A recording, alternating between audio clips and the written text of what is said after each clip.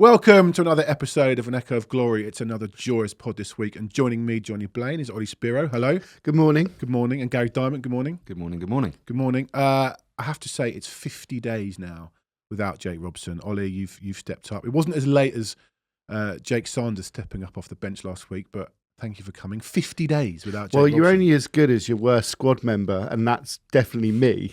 I'm really covering for Jake. But so availability so is for the all best listeners, ability. Availability is the best ability. Yes. And I'm thinking of lobbing him out the WhatsApp chat. Oh, harsh though. Well, he's kind of become like guest booker and things. He doesn't come on the pod anymore. Well, I had this sort of very strange moment coming back from the game on Saturday, playing on Talk Sport, getting the WhatsApps for the group I'm now invited to, which is a real Dear Diary moment, and then hearing Jake Robson live from Loftus Road on the relegation 6-pointer between Portsmouth and QPR, and then saying, "Wow, that's a really good." And then having this sort of in live dialogue with Jake Robson, it was very we amazing. should be happy for him. His career's obviously gone on a massive trajectory since Echo of Glory. Yeah. So good luck to him. Will he remember us when he picks yeah. up all those awards? Yeah, exactly. Yeah. Well, he's not here. And you Well, guys remember, there's always filming. There's always cameras of stuff that he said here, so he might need to remember what he said on here. all right, bit of club news. A couple of defeats to talk about, but obviously one big win to talk about after that. The under-18s lost 4-2 to West Ham. A couple of great goals from Luca Barnett-Williams. Barnett-Williams. Yeah. First one was like from the halfway line. And the second one, have you seen the second one? No, I haven't seen so He goes through 1-on-1, and the goalkeeper almost moves out of the way. Think, he'll just slide that in the corner. But no, he decides to sort of just scoop it up and over. Oh, well, like a Poborski. I haven't seen that. A bit like Poborski. Okay, wow. Yes, I haven't seen that goal actually since I was playing school football, and there's a kid that we played with that used to do that finish, and it's just really taking the. There's the goalie standing. Yeah. So the ball's gone 10 foot. He could have just slid it next to him. But that was too easy. Because one of the things that did come up on the timeline this week on Saturday morning was Spurs, saying getting ready for West Ham. They had all the strikers sort of going through 1-on-1, and Werner goes through 1-on-1, does a little dink finish. I'm like, just get your confidence up and just put it in the corner. Get used to drilling in the corner. We'll come on to him later. But yeah, so we've got someone who can scoop a finish. Great. But Williams Barnett is a very high prospect, 16 years old, and he's meant to be the next one off the production line. So keep your eye out for him because he's a hell of a talent. And as discussed offline, do we think he'll be a Luca? No, funnily enough, I think you're right. I think it's not like a Trent Alexander-Arnold, which has suddenly become Trent, the most annoying thing in the world. I don't think when he makes it, if he makes it, it will be Luca. It will still be Williams Barnett. Alexander-Arnold it's just long, isn't it? Well, you had one with Mikey Moore, didn't you? You're like, he's going to be Mikey Moore. He's going to be Mikey He's not Moore. going to be Moore. No, he's going to be Mikey. Yeah, well. You're not going to get commentators go, Moore, it's going to be Mikey Moore. Yeah. Yeah. Right, you hope so anyway. if he plays him. Again, we'll come on to that topic. So the 21s didn't play. The 18s lost. The women lost 5-2 at Chelsea. They always lose to Chelsea. They'll always lose pretty much to these teams until there's probably a bit more investment. Levy. So that's where did Chelsea? I sort of flicked on last night, but didn't watch it at all. But where? Because it's full proper state. Kingstonian. They've kind of taken that as their home. Yeah. A bit surprised that wasn't at Stamford Bridge actually, but it wasn't. And that is kind of it. Well, there's obviously the brilliant goal that we scored agaged them. That the goalie just dropped in the net. The goalie dropped, and they got booked for arguing about it. It was about 2 yards in front of the net. Yeah. So did it not go in? No, I saw it later. I mean, it looked quite close, but I don't think it's I don't think the refs. No, there isn't a watch. No, of course, but there was also, I'm sure it was this week. I've only just remembered Spencer's contract. Oh yeah. So that is something that we ought to discuss. It was a big day for the Jed Spence fan club. It was a big day for the Jed Spence. And we have the chairman here, so welcome. We're delighted to welcome to the global chair. Well, the shame is actually, I think that he apparently picked up an injury in training the next day, which is why he wasn't. Whether he would have been in the squad anyway, we don't know. But he did pick up an injury. But yeah, Jed Spencer's got a contract and spoke very well about him. Gave him a lot of credit. And it's not me sort of sat here saying that Jed Spence is ever going to be the best fullback in the world and should be in the team. What I am saying is I think he's got tremendous value to the squad. I don't think you could spend a lot of money and find a better replacement fullback at left or right back. And I think he's got every attribute, so long as his head is screwed on, to be a really, really good player. So I'm delighted that he signed a new contract, and that can only, for me, be a positive. The cynic in me, though, it was a year extension to 2028. We're, call it not far off halfway through 2024-25 season. So I think it's a question of, do we need to buy a reserve right back for the time being? No, let's make do for 18 months and work on other parts of the squad and protect his value in 2 years' time. But that's the cynic in me because. But fine. The point is he has value to the squad, and if for the next 18 months 24 months we don't have to buy a right back because you've got Jed Spence, that is his value to the squad. We can spend money elsewhere, so it's a good positive thing. Okay, I'll take it. Still baffles me he's not in that Europa League squad. Yeah, again, it's still. I don't know. Any other news, gentlemen? Wasn't there a communication from? Yes, of course. I think we got it on Thursday or Friday. What's this? Anyone, I suppose, attending the game received an email from the club. God. Talking about abusive and homophobic chanting, which of course we all set Gary off. We like all a child. We all condone the idea of not singing. No, he's condoning it. Let him do the condoning before you. We condone the idea of the fact that we don't want to be singing abusive and offensive songs. Although one element of the email was rather surprising when they said, just for the avoidance of doubt, the absolute avoidance of doubt, in bold, in bold, wasn't underlined, but in bold. This includes the Dominic Solanke chant about Mikel Arteta and a certain group of people within the sexual profession, and it was just brilliant. It was so childish the fact that he actually threw in there saying, "Don't do this, and especially this one." And we loved that. It just made me giggle. It gave me a laugh when I read it. I was like, you could have just said, and we would have, worked out what it is you're not allowed to sing. But the avoidance of doubt, these words. And I didn't hear it once. Brilliant. So it worked. It worked. Yeah, well done, Tottenham. Tottenham. Yeah. Thank you. Cheers for possibly. And if you want to do an email next week about other chants, there were former captains of ours that moved to Arsenal. You want to mention those chants? Any former managers? Just be clear of what we're not allowed. Exactly. Just please be explicit about what we're not allowed to say. But reiterate. Yes, of course. It's got to be stopped. All right. I won't talk about West Ham, how I could have spoken about West Ham, but we stuffed West Ham. Line up. I'm going to start with that. Were there any surprises? Everyone came back from international break. Good to go. Vicario in goal, Porro, Romero, Van der Ven, Udogie, 3 in front, Kulusevski, Bissouma and Maddison, Johnson, Solanke and Son. Well, sorry to jump in on, but the questionable ones that I thought about before the game was Romero, given his having to fly economy from Buenos Aires, but his game against Bolivia was the last one on the roster, and obviously time lag as well, and jet lag that comes through as well. So I was just wondering whether he would, and we've got Saturday lunchtime kickoff. So in terms of hours of rest he would have, he was the last one through the door, really back from international. They smashed Bolivia. I think Bolivia had one shot on goal. I think Romero sat on the edge of the box asleep for that game, to be honest. It's still a principle. Not for the first time. Exactly. But it's still a principle that he probably got back to Spurs for last out of everyone. It wasn't a taxing game, but I do understand the travel and all of that. Exactly. So there's that. Then obviously he's dropped Bentancur and played Bissouma. Mm-hmm. Bissouma obviously was captain for Mali during the week. Yeah. Mm-hmm. And then obviously we knew that Son was pretty close, if not fully fit, and therefore he was going to come in for Werner. So those were the 3 positions really up for any sort of discussion, and the manager got them right because he obviously made a change at half time, but I think that was the right starting lineup. Yeah, I mean, I think Bentancur not starting is the product of the performance against Brighton, unfortunately, but. That's the point of having a squad. You've got to be, for a couple of games, he was very, very good.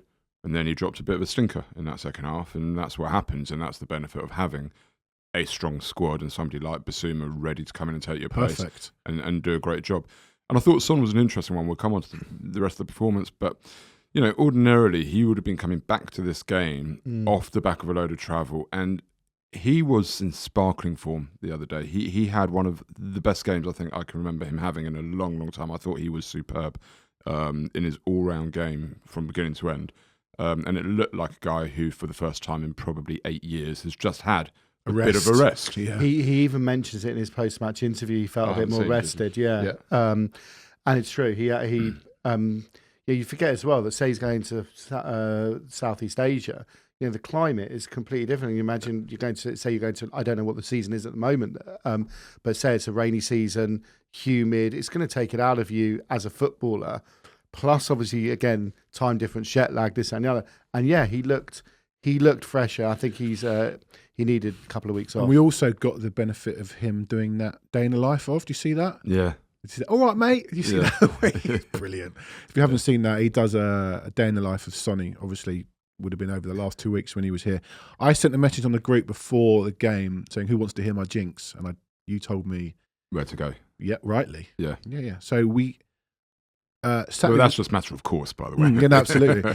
Saturday was the 8th time we'd played West Ham after an international break, and we were unbeaten in the previous 7. So we are now unbeaten in all 8. Just want to pick up on the Son thing again, and that day in the life of. A lot of it that was very, very noticeable was just how much it is about recovery for him. Like from he gets there, the first thing he does is go into like that oxygen tent. I mean that little like zippy thing. Yeah, I don't fancy that. I'd be like, no, that's not for me. All right. I think you need it this morning though, don't you? I had a big weekend. It was first thing into the oxygen tent, and then the amount of stretching, and then even off training, he's like, right, I'm going to go home. And then he went into the pool and was stretching the pool, and then into the ice bath, and in 10 minutes in the ice bath, wrapped up in a towel, timing it. And then he goes home. He's like, I'm going to have, I think, a yoga session or something. He said, and then like massage, and so much recovery. Dedicated to his Mickey career. Hasden and the rest of the early 80s team were doing that as well, weren't they? Oxygen was a nightclub, I think. It wasn't a tent. I was about to say 12 beers and 20 fags. All right.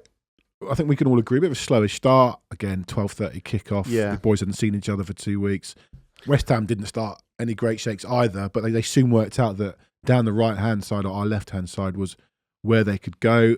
They nearly scored when Kudus, the cutback from Bowen, and Kudus good save from Vicario. And then about 10 minutes later, they did the same thing. And they scored one, I think that's one home clean sheet in 19 now for us. We just don't, it's not what we do. I never really, I know you definitely didn't, but I certainly didn't feel, like we conceded early against Brentford. I'm fine when we concede early, like at home. Against lesser teams. I'm not too worried. I mean, the jeopardy was, I wasn't worried. I wasn't sat there panicking. Because with this team, I think it was Darren Bent said it, with this team that they're going to score, they're going to create chances, they're going to get goals. So you could see that there were levels in performance for us to go up. So that was the first thing. And I actually felt West Ham played very well in that first sort of 20, 25-minute period. I thought they probably got as much out of the game in that period as they could have hoped for at any point. Yeah. So they played in that regard to the best of what I think they are capable of. And you could see that. I thought I could see that anyway. Whereas I thought we were not quite at it in those first 25 minutes. But you're not panicking because you know that at some point it will come. At some point we'll start doing things. And we'd already shown glimmers that it wasn't like it was completely flat and dead. We'd already been dangerous in areas. The jeopardy is once you have gone 1-0 down, to then go 2-0 down. Of course. Then got a problem. Then creates a big problem. I'd say the only worry, say we can see, like I can't remember one minute was, we call it like 20-ish minutes, and I think West Ham were actually good for their lead. I think they actually defended really well against us in those first 25 minutes. It's longevity of their game plan. But the worrying thing I had in the back of my mind, and as we know, and many other people will know the way I support Spurs, is that I'm always petrified. But West Ham are capable of getting something out of nothing in terms of getting another goal, and we still had another 70-ish. Kudos and Bowen are really good players who I'd both love at Spurs. Not going to happen for obvious reasons, but really good players, and they are more than capable of getting something. So you're sitting there thinking, right, we've got 70 minutes now not to concede again, because I do think we can score 3-ish, plus or minus, but I hope we don't concede another, because that's the jeopardy we've got. But you're right, and that's the point I was making. Is that I wasn't sort of panicking that we were 1-0 down. I felt that we would still, in all likelihood, go on and win it. But it only takes a slip or a mistake or something like that, and suddenly it's 2-0, and then it is a really different game.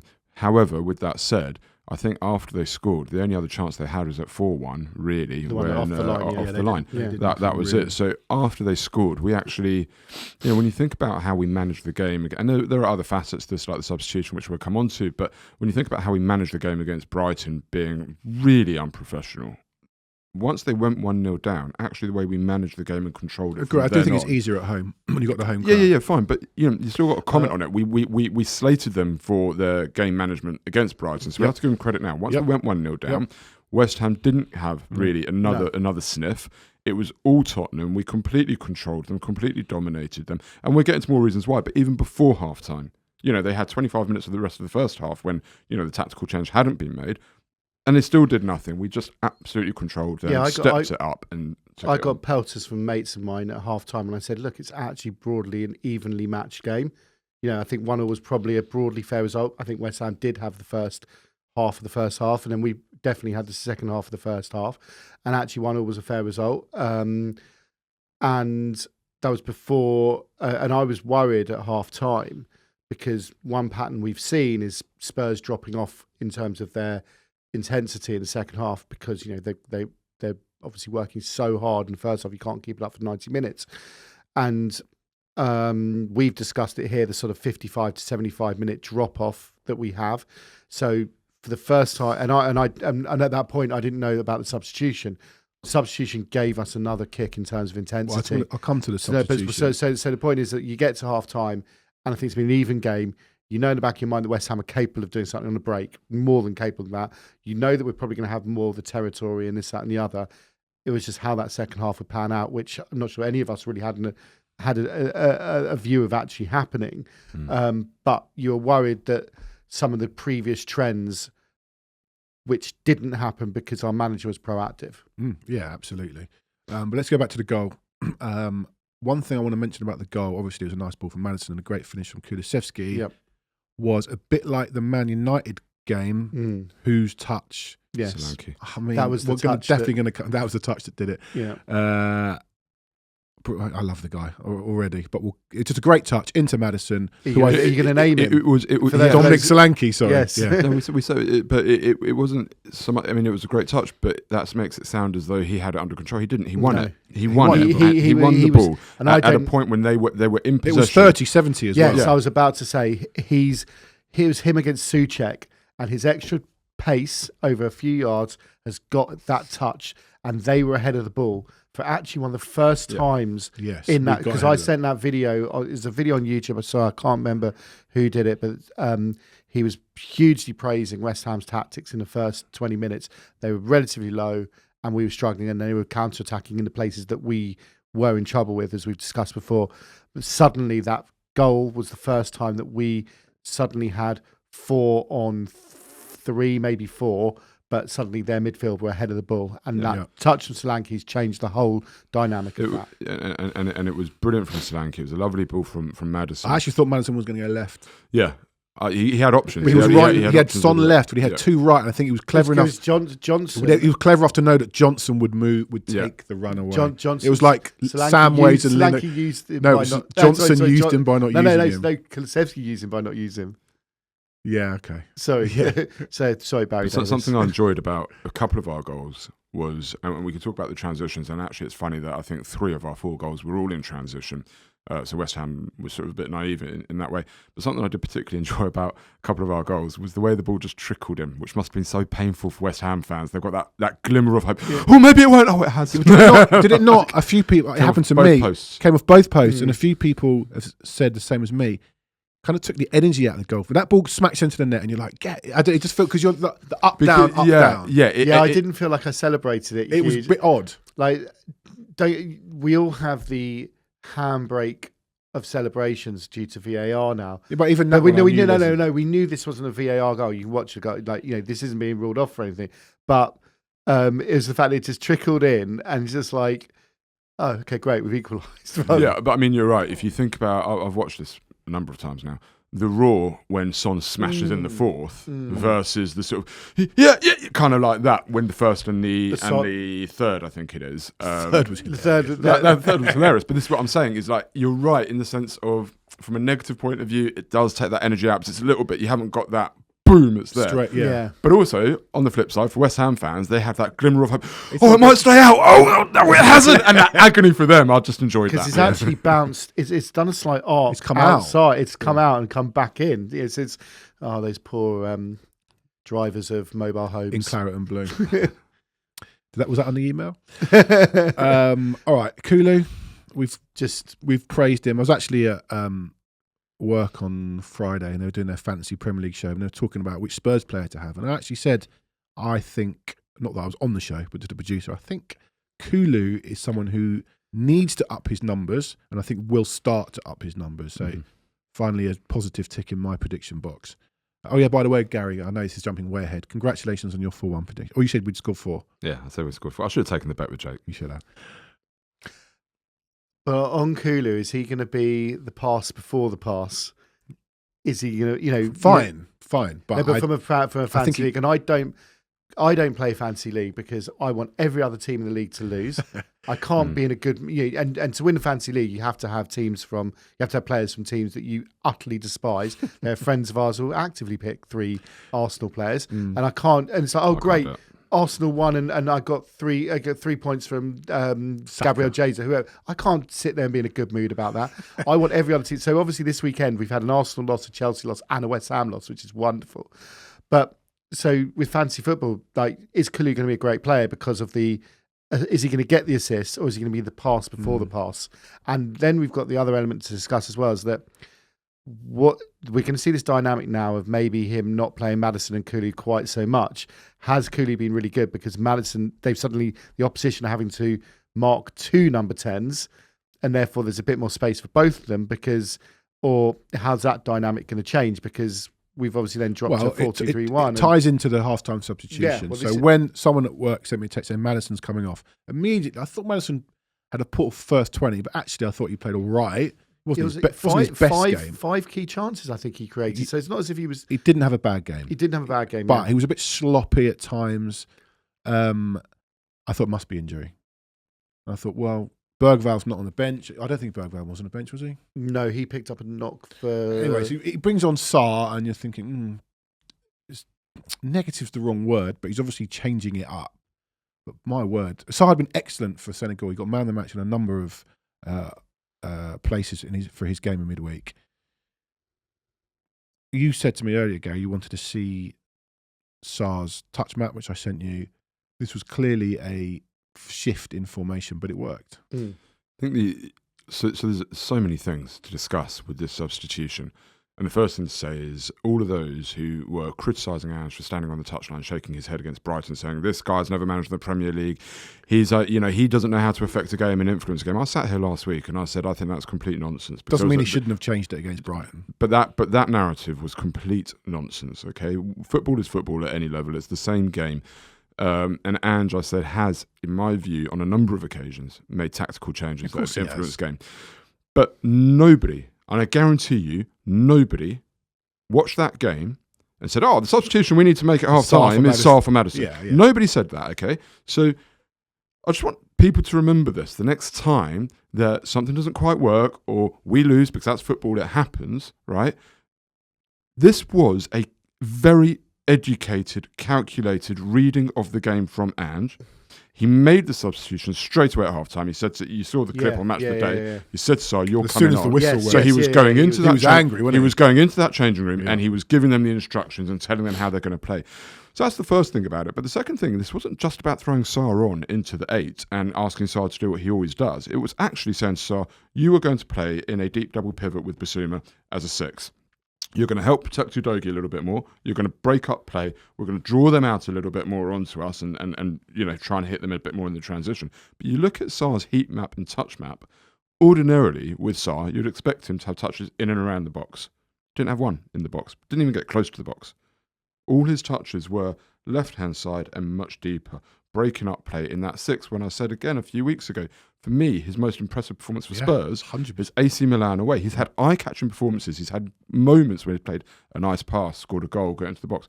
But his best performances, where he's really dominated a game more, was away at AC Milan, that debut that he made. And the second half, he was man of the match the second half. He dominated that, him and Son possibly, but he dominated that second half in a deeper lying position where he actually was able to use his best attributes. I think it was brilliant from Ange Yep. as well to understand what needed to happen and execute it, and understand that, that's the first time we played a 4-2-3-1 under Ange. He's not done it before.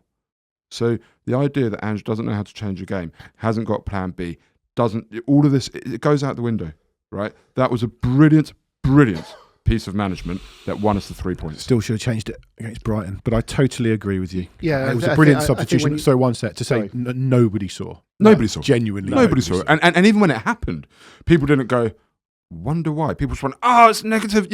I was sat there going, if the stadium announcer had gone, right, we're taking off Maddison, who should come on? I don't think anyone. Nobody would have gone Sarr. Nobody. And this is the point, right? Is for all these sort of bedroom tacticians, myself, everybody who has ever said Ange cannot read a game, he has proven you all flat bang wrong right there, because none of you would have called it. So there's two elements as well I think we need to cover, which one is obviously there's a confidence management on Maddison.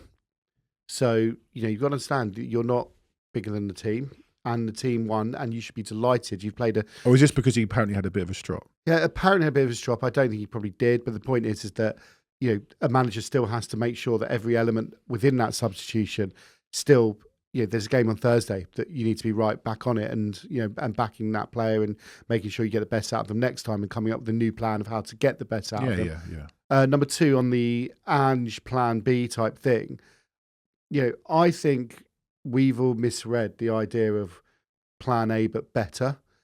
I think Ange is sitting there with his plan A is I play football in a certain way.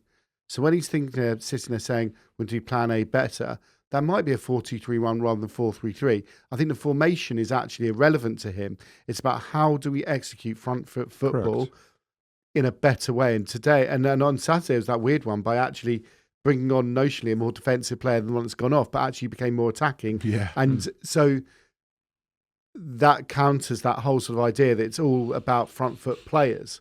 So, yeah, well done. And as I said, we've got this. You can't sit there and criticise on Brighton and then not give the 100%. Congratulations today. 100%. And we're going to have another Brighton.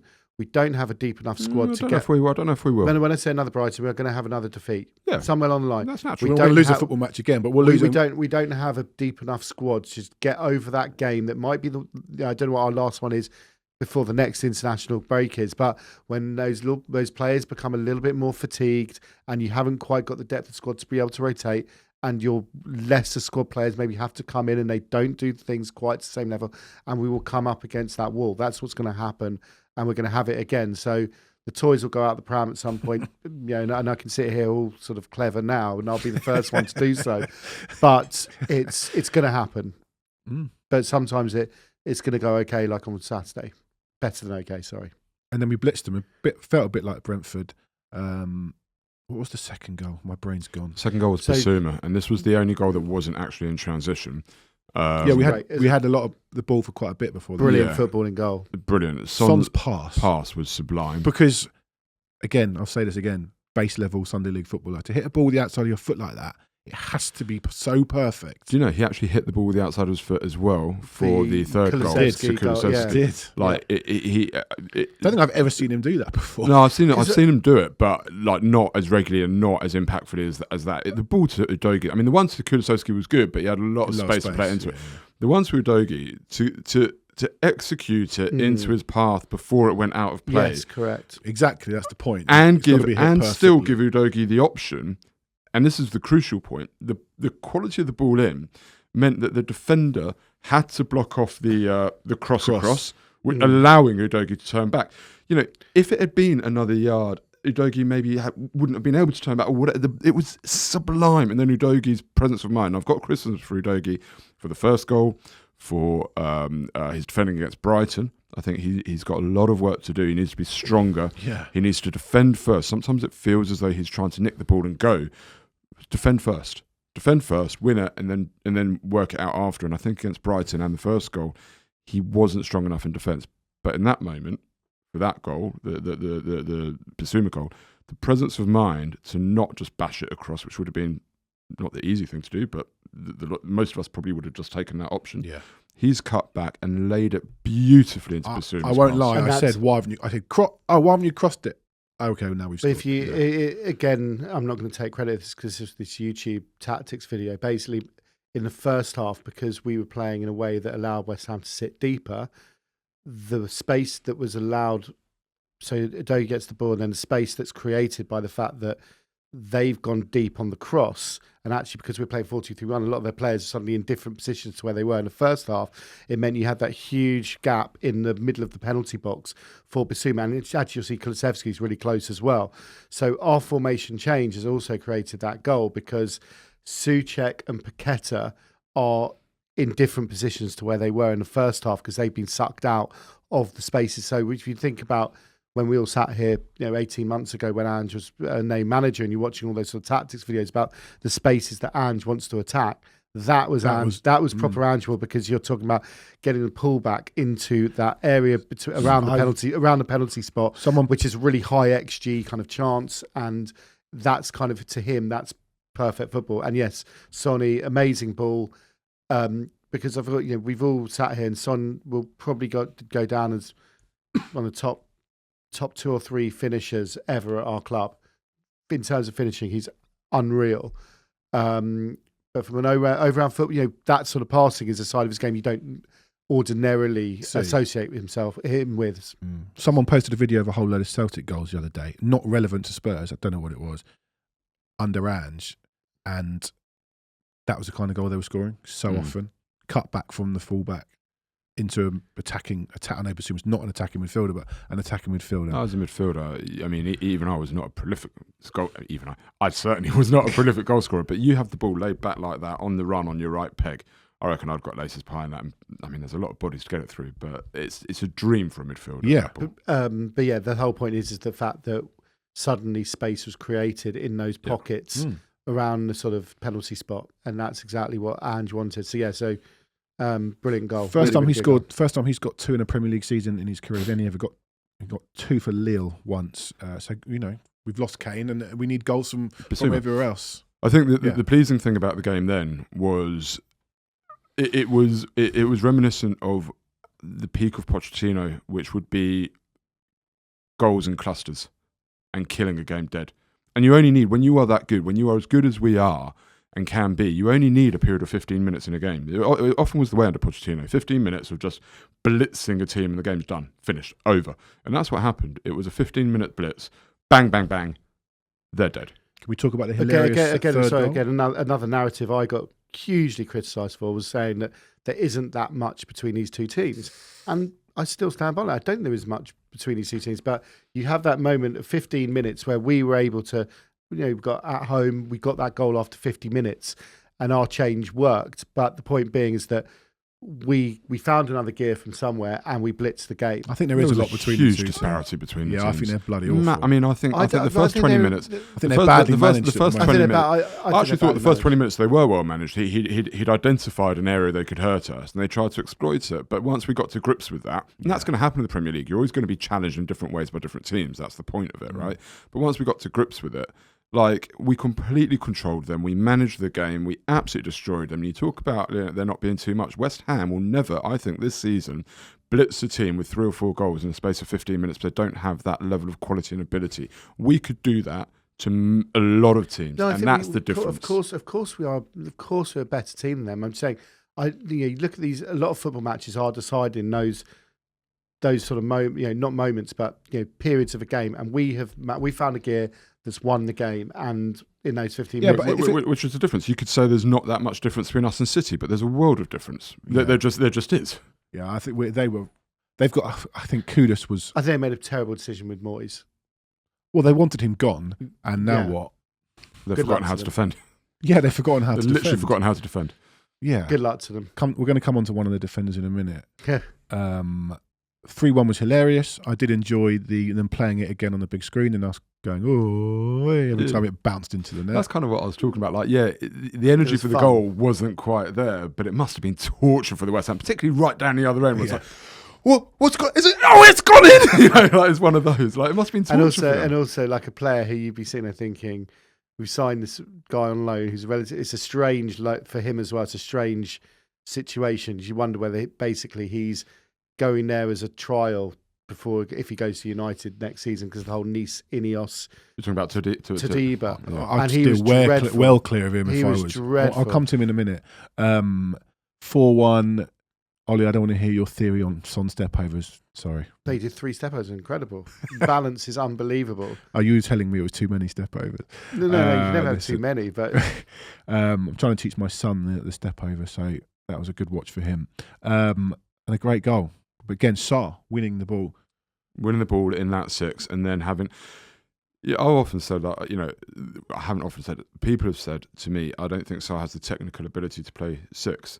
But actually, over the last couple of weeks, he's played a few balls like that from deep areas. When he's got the game wide open in front of him, it's much harder to play incisive passes high up the pitch like Maddison and Kulusevski. That's their job, right? Ericsson, he's not that player. No. So why are we trying to get him into those positions? Correct. But actually, from deep, when he's got the game in front of him in space, he can clearly hit a ball like that and open up. It's fantastic. He did the same ball away to Palace last year. Obviously, we're there for the second goal. That was brilliant. Out he played that huge cross-field pass. He has got a pass in him. But not that intricate. It's the best he's played for probably not far off a year. That's what I'm saying. I think that was his best performance. He's had lots of eye-catching moments. And he can play an incisive pass. I can remember 1 or 2 times when he's played it through and we scored, right? So I'm not saying that he can't before I get the at-me's and all of this, right? He can. But for me, I've always felt his best position is that deeper line role. And by hook or by crook or by design, Ange has maybe struck upon something that will be very beneficial for us going forwards.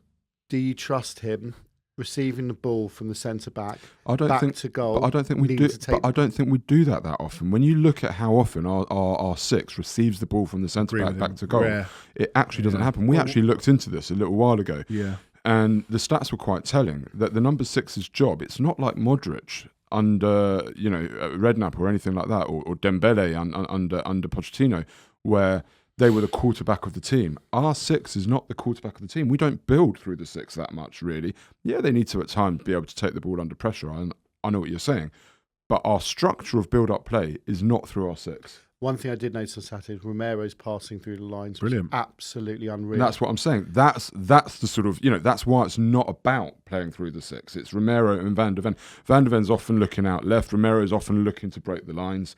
It's our centre backs actually that we play through, and they set us on our way a lot more so than the 6 under the likes of Pochettino or Redknapp.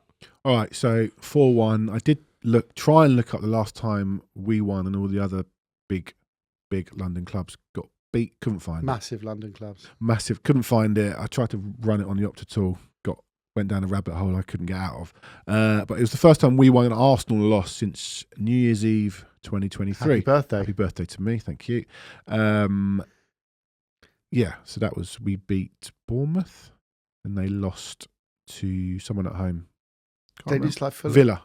Villa. No, Villa was right in the second half. Who did they lose to? Now I'm here. They lost to Villa right at the end of the season. You're right. I think they lost to Fulham or someone, or West Ham. I don't care about them. What I was going to say is, by the way, talking about roars, the roar for Sonny's second goal, the 4th goal was really loud. Yeah. That was also like, that was our Sonny back. That was a guy doing the step overs and taking a defender on one-on-one, and you had no doubt when he got that ball and he was on that angled run, and you just sat there, it's like, you really wanted to go in because you're thinking, hopefully this is his trajectory moment, because it's like... But there are a few things about that roar. It was the goal, but also it was game done. That was it. And it was a net-busting goal. The roar for the 5th nearly went off. Yeah, because that was a minute later, yeah. That was like literally a minute later. But obviously you do have sort of decibel multiplication the closer the goals are in proximity to each other. And if that 5th would have gone in... But again, that was another brilliant pressing. I think, did Sarr win the ball again on that one? Yep. But that was then Solanke, who again I want to come back to. So whilst he did not get his goal, and actually Solanke fits in perfect at this point here, because actually we scored our 4th in the 65th-ish minute, something in that around there, from 65 to about 80, when he was unplayable. There were about 3 or 4 occasions when he muscled Tadiba off the ball, turned him. His 15 to 20 yard passing was absolutely brilliant. I'm not expecting him like the former incumbent of the Spurs centre forward position, who would spray a 75-yard crossfield pass. I'm not expecting Solanke to do that, but what he is brilliant at, he was winning the ball when it was 70-30 against, going back to but even in the second half he was doing that, still pressing, and he was passing the ball along the ground 15 to 20 yards, incisive passes out to Kulusevski, Johnson, and out to Son, and he was brilliant, and he was so strong.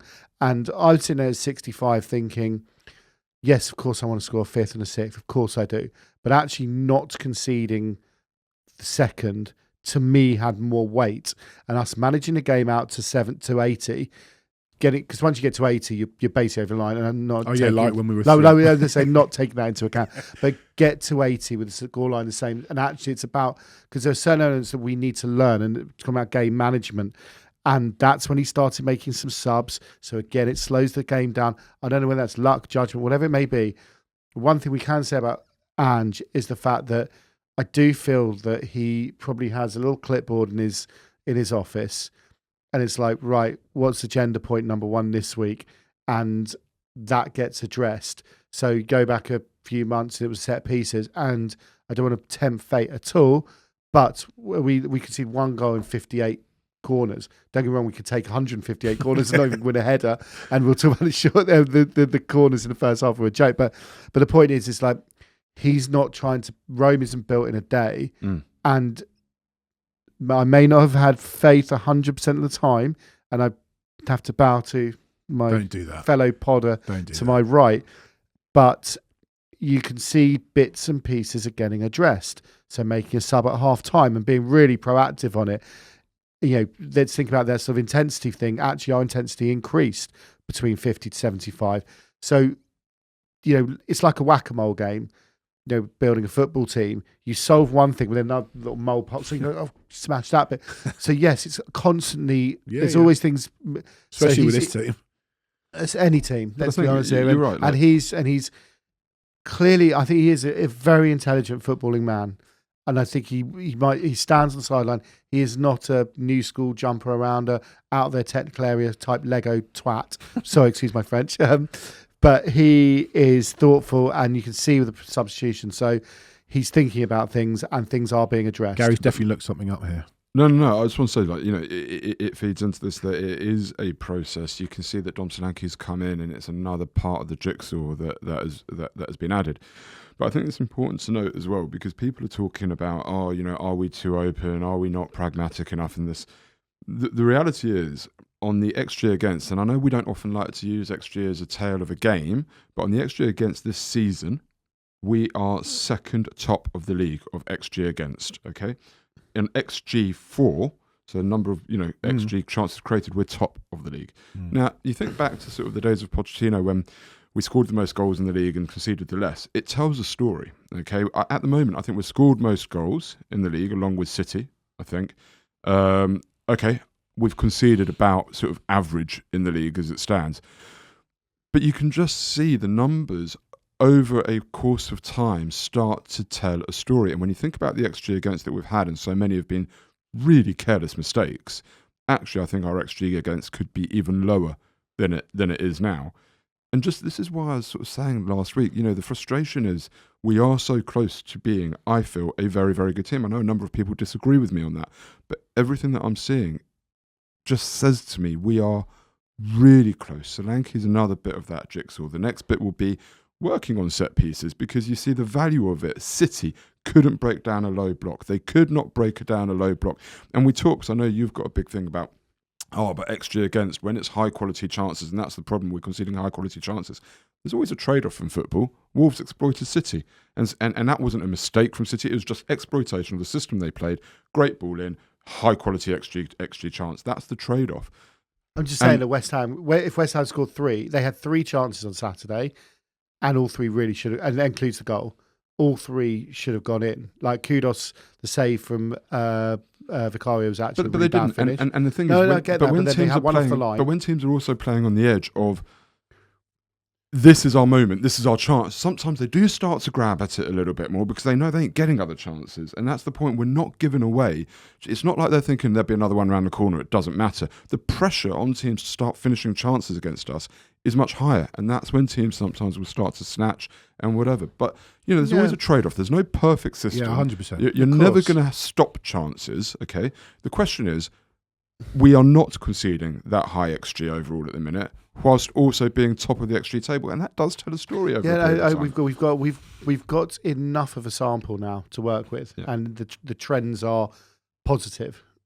And the eye test on the whole is positive. 100%. We've got to move it on. Kudos red card, hilarious. What a wally, great player. But he actually got a bit angry about 10 minutes before, and I know he's got a bit of a history of red cards, ill discipline, but stupid. Player. But Top really player. good player. But I mean, it was like a cowboy fight in a bar. It's like, bodies everywhere. It's Richarlison was hilarious. Richarlison was but he got a proper whack. No. He came charging in. He ran 50 yards. Initially, I thought he was pace. faking a punch, but no, he No, bumped into someone. No, He he didn't. Kudos pushed Saar, and Saar rebounded into Richarlison. All right, we've got to move on because we've got to get out of this wonderful studio, and we've got a guest coming. Andrew's first big North London derby, big London derby win, good, big tick. Tadebo's rubbish.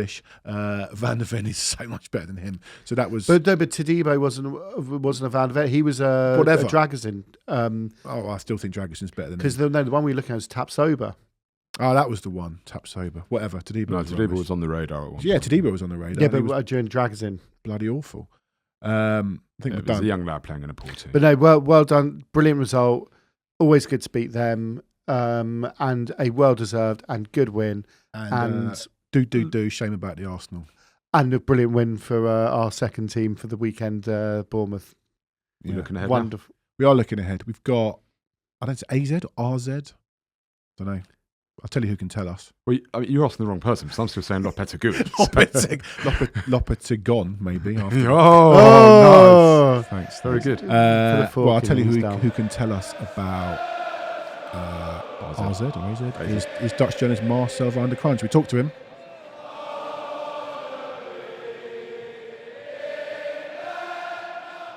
Delighted to be joined by Dutch football expert Marcel van der Kraan. Marcel, thanks so much for joining us. Yeah, lovely. Great to be on the show. So we've got AZ Alkmaar coming up in the Europa League on Thursday, so we want to get your thoughts on that. I had a look at their form. They lost 2-1 to PSV at the weekend, which is no great shakes. Everyone's losing to PSV, but it is 4 defeats in a row in all competitions. Their worst run for 22 years. So what's going on? There's not a lot going on. I don't want Spurs fans to get too excited about getting a great result so quickly because they've had a few bad results. They've been playing okay, and indeed, it is a bad run over the last few weeks. But it's happened before under the current manager as well last year. Then I think they had also 3 or 4 defeats, and then he turned it around with 7 victories. What really is happening is with a club like AZ, we have to put it in perspective. They are a very, very well-run club with great talent, great academy, and they work on a certain budget. I maybe could compare it a little bit to Brighton. Okay. Good scouting, good structure, good organisation. But the problem for them in the big European competitions is they don't have the finances, the backing to have a big double squad. And you see every time, if they only play in the Dutch league, it's fine. They push even for the title. But if the European games come, then they have to rely on the same players. You get the injuries, the tiredness, etc. And that's where a team like Spurs have like almost a double squad, or even more than a double squad. They will have 25 players to pick from. And I would say AZ have maybe 14, 13 players who are really, really top class. I looked at, and this is probably quite common, like you said, in Dutch football, a young team.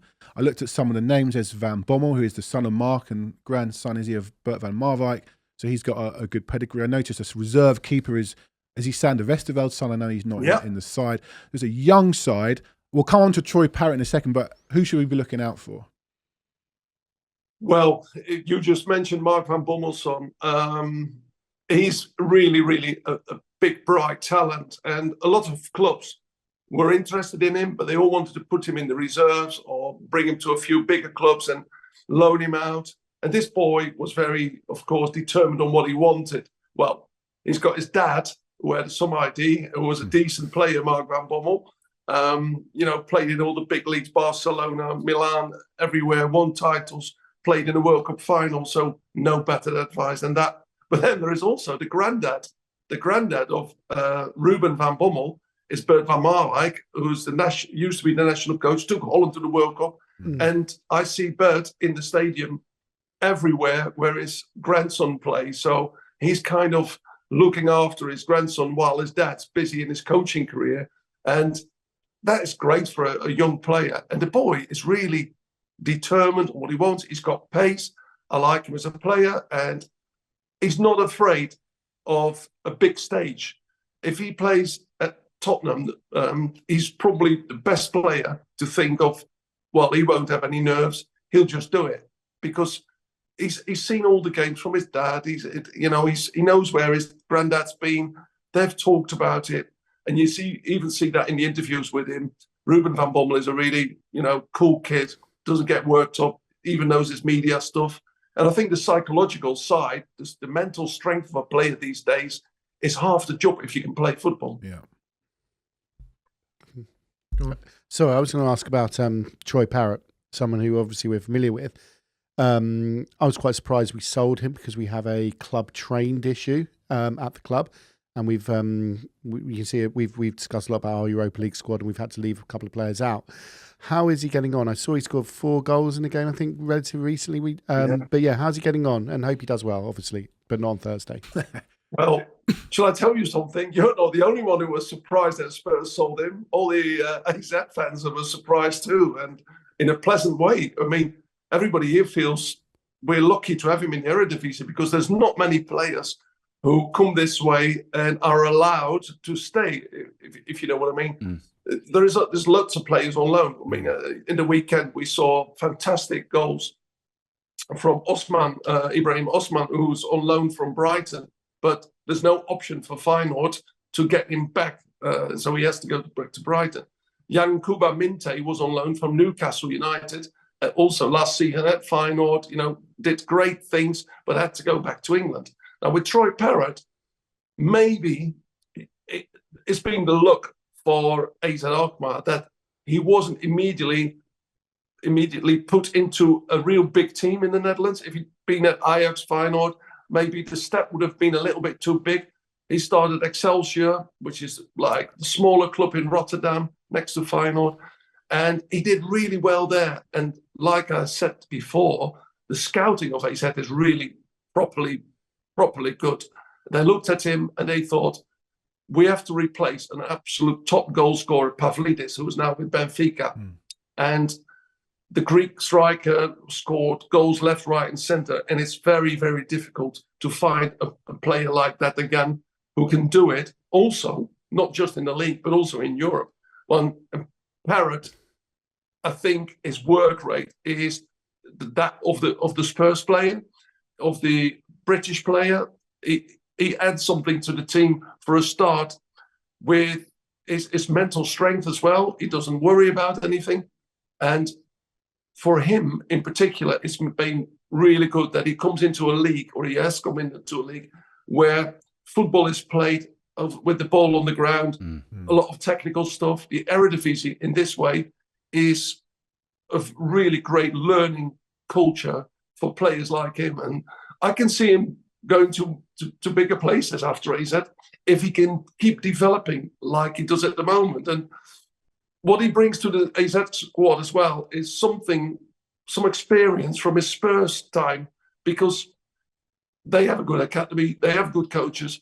The expectations are high, the bar is set high at Spurs, and not everybody can make the jump straight into the first team. And I don't know whether he has got this inner motivation to prove Tottenham right one day. Look, maybe you should have kept me, or maybe there is a way back. We don't even know all the contract details sometimes. There are sometimes buyback clauses. If he does really well, then Spurs have a right to buy him back for a certain fee.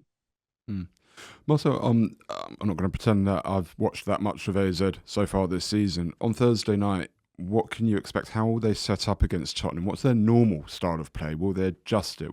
How do you think they're going to approach this game?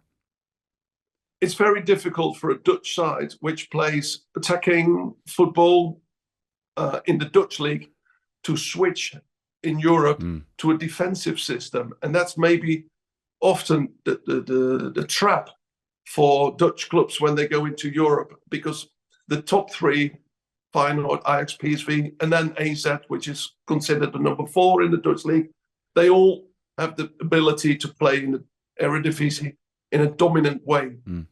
As soon as they go into Europa, what happens now when they meet Tottenham, they have to really change that attitude, because you can't go to White Hart Lane and go in blind in the attack, because it will be suicide football, won't it? And I think this is where Dutch coaches, and well, in this case it's a Belgian coach, but Martin has always played for AZ as well and played in the Eredivisie.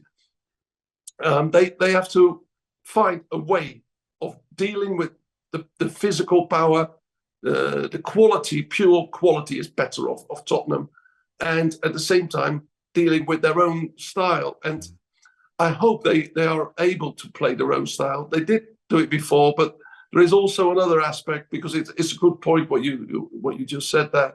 How are they actually going to set up against Spurs? There is a bit of a trauma for AZ.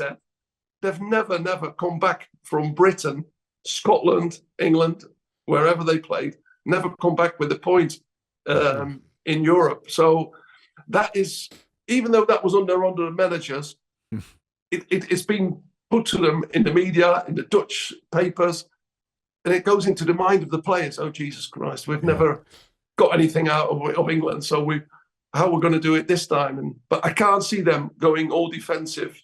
They might play a little bit more on the counter, and with Ruben van Bommel, we've just mentioned, the boy with the pace, that should be the danger.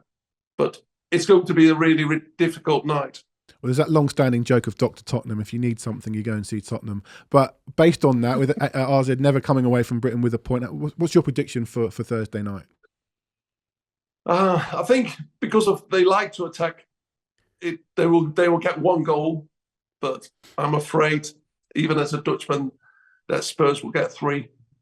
We'll take that. I mean, was it Vitesse? Was that Conte's first game? 3-2? 3-2. Yeah, that was a wild game. So, as you say, the Dutch teams like to come and play, and I always enjoy watching them. Marcel, really, really good to talk to you. Thanks so much for joining us.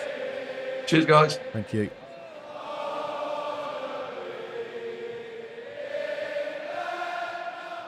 Great to talk to Marcel. I think we know with the Dutch clubs that they're going to come out and play, and that will probably play into our hands. But also, we had a chat with Marcel about Spurs' Dutch connections, former players. Talked about Martin Jol, your love, and we all love Martin Jol. We talked about Slot, some really interesting stuff about Slot.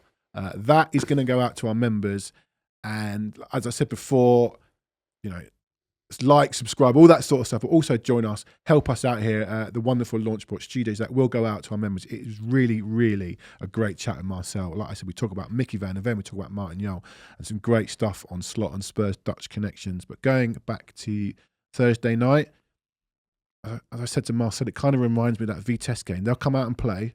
They probably will score because it's, Spurs, but we should have enough, and I think we will have enough, but it's going to be a very open game. Yeah, and he was incredibly complimentary about Troy Parrott as well. And yeah, I think there is such a deep link between Spurs and Dutch football. We both want to see football played the right way, and I think that's where the links come in with. That's where we saw Martin Jol was coming. So I think it's, and we will see this on Thursday night. We will see a team that is, built around, and as he said, they're built around youth, built around scouting. They're not one of the big 3 clubs in the Netherlands, and be interested to see them. They've got some really interesting surnames that I think people will pick up when they see the team sheet. But yeah, I think the link between Spurs and Dutch football was huge, and I think we will see that a really good game played in, quote, the right way. Yeah, on Thursday. It's difficult to know. I mean, Olly and I, maybe you've seen a bit more of AZ than us. You shocked me yesterday when telling me you were watching Napoli. Yeah, yeah. It was just so he had a little doll in his hand, a little guy with sort of fake hair, and he was pressing needles into So, it. look, there's a few things to this, right? Is I managed to have a free day, which is my wife took the kids out, and I had the choice of Rangers versus Kilmarnock or Napoli versus Empoli. And I was hoping that I might see Conte explode, but unfortunately it didn't happen. What I would say, the quality was dreadful. Absolutely appalling, but that's digressing. But I certainly haven't seen anything of AZ, so I don't know what to expect. Marcel says that they like to get the ball down. That's all Dutch teams. That's the way they play. The Dutch is a romantic football country, I think, and I think we're a romantic football club. We're dreamers, they're dreamers, and I just think that's where I mentioned the likes of Van der Vaart being a maverick, but he's a football romantic, a football purist, and that's where you get these synergies when you get players like that, and that's what we warm to, like the Daviginolas, all of this sort of stuff. Obviously, he's French, I know that, but I think in terms of what to expect on Thursday, it's going to be. We should have too much, but we can't take it lightly. It's going to depend who we play. Who starts for us? Will it be Mikey Moore? Will it be Werner?